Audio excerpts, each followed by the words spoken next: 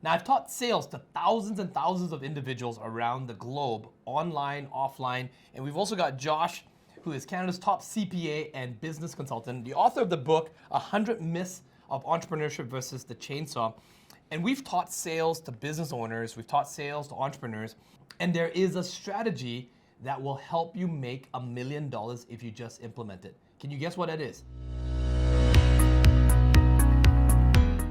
It is $1 million lead follow-up strategy. We want to share that in this video here, and we also want to overcome a myth, which is actually myth number 51 in Josh's book here, in which he talks about how there's this myth about people thinking you can get a sale without any follow-up, or you should only focus on getting that one call close or that one call deal. Yeah. Why did you put that in your book, Josh? What did you find out when you were speaking with all these entrepreneurs? I mean, I think sales is uncomfortable, especially if you have not done it before. Correct. So they think if it's the right fit, it should be easier, Yep. right? But again, there's cold, hard data, like most things in entrepreneurship, that Yep. strips away the feelings. Yep. And if you want to flip the odds on business, if we follow the process, we can overcome this, right? The Right. statistical odds on business. And the stat that I would say is 80%. Yep. So 80% of sales require 5 follow-up calls.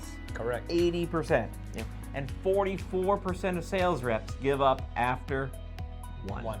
Right? And actually, there's another common phrase that's touted out there on the internet right now, which is the fortune is in the follow-up, right? And most people, that's the thing that they fail the most in, is in the follow-up itself. Yes. Most sales reps think that they have to get the close, or they get a no, or a let me think about it, or some sort of objection. Yes. They just kind of give up on it, right? Yes. But also most entrepreneurs or sales reps may also mess up the follow-up. So, what's your process? What have you discovered, and what is the process to actually do follow-ups properly that turns into $1 million strategy? Well, I want you, because there might be someone there saying this doesn't apply to me, right? Right. And I'm going to have the cold, hard talk with this person here. So if you are the type of person and you hate marketing and you hate follow-up, you probably hate both of them for the exact same reason. Oh, really? What's Right? that? So if you hate marketing and hate follow-up, when you launch, scalable marketing and leads start coming in, Yeah. you undoubtedly encounter some resistance. Right. Right?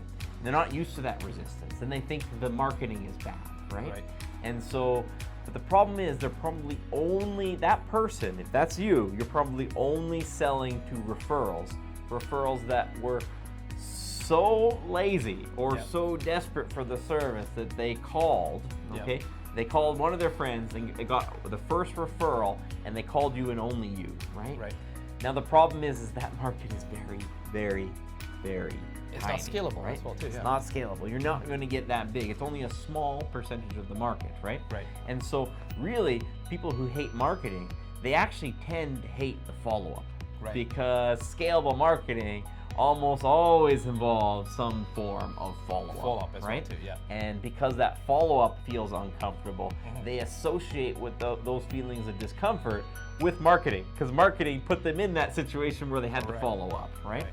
And so if Like you were paid marketing, right? correct, Yeah. correct, Mhm. right? So I mean, we have to understand if you're that person, right? Right.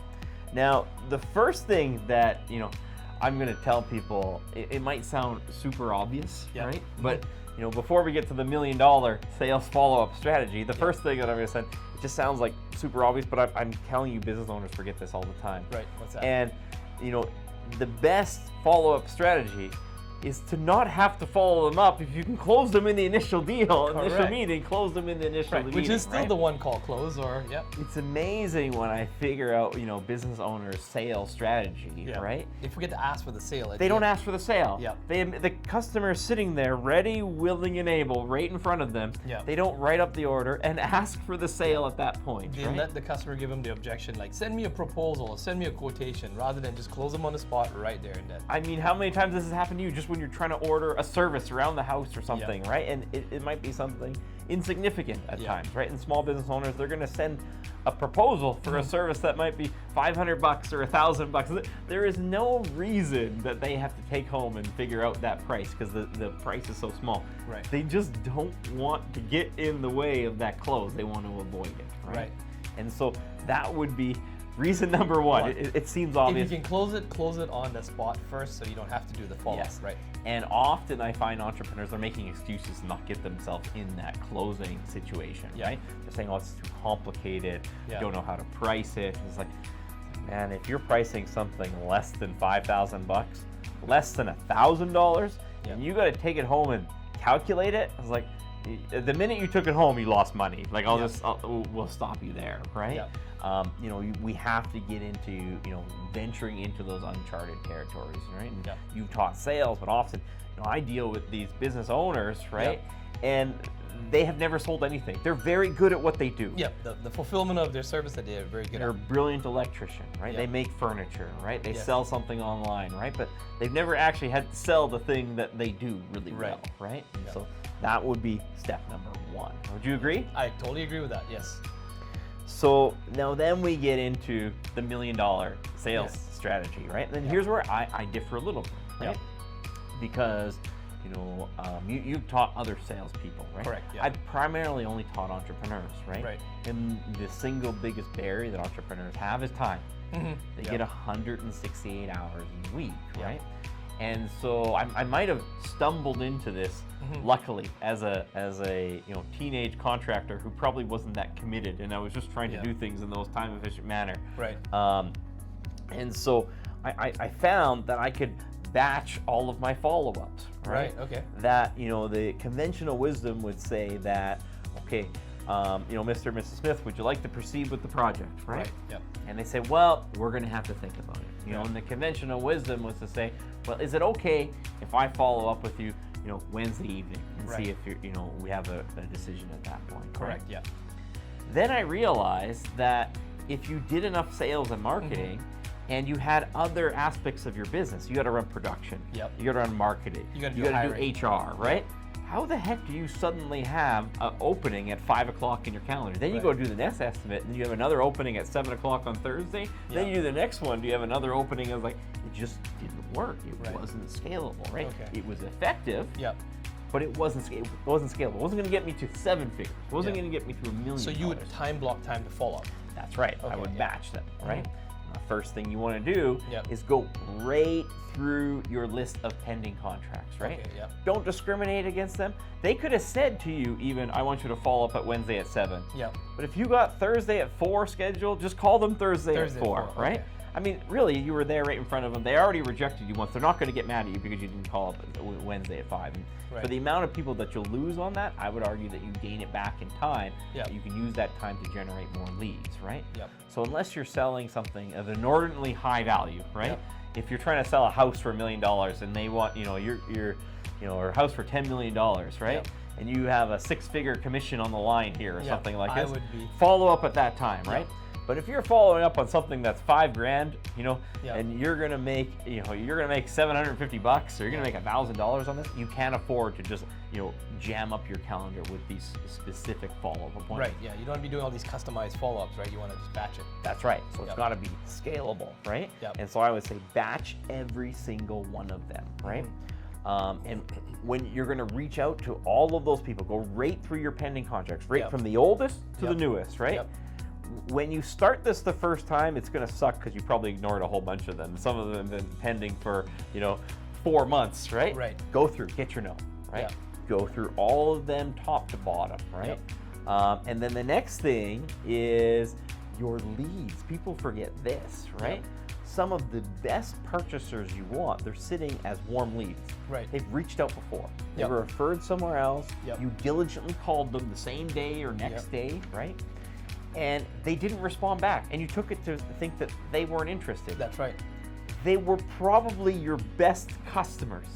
People who have money to spend often have very little time, right? And if they didn't call you back often, it's because they were thinking, man, I really need that, but I don't got time today. They might be the easiest people to close once you get them in there because they really need your project or service. They're just too busy making money at whatever else they do to get on the phone with you, right? And so once you're gone through your pending projects, the next thing you're going to go through is all of your warm leads all over again. So you call those warm leads as soon as they come in, same day or next day normally, right? But if they don't respond back the next time, you're going to reach out to them again. When you reach out to them again, Yep. don't just call them. Yep. You are going to call them, you are going to text them, Yeah. and you are going to email them. Some people will think, well, isn't that a little bit pushy? I was Yeah, like, I was gonna say, isn't that a little bit too salesy, or do you add some value when you reach out to them and actually give them a reason why you're reaching out to them? hey, just wanted to see, I know some people don't check their voicemail, so I thought I'd send you a text too if that's better for you, right? Yeah. So you do it from their perspective as if you're trying to do it for their benefit because maybe they don't like phone calls, Yeah. right? That is the scalable $1 million, sales follow-up strategy. Yeah. It's the pending contracts and the leads. It's a set weekly block over and over again. By the way, never ever lie when you follow up. And actually, one of the biggest tips I can give is the word follow-up is very salesy. So I don't even use the word follow-up when I'm reaching out and following up with someone.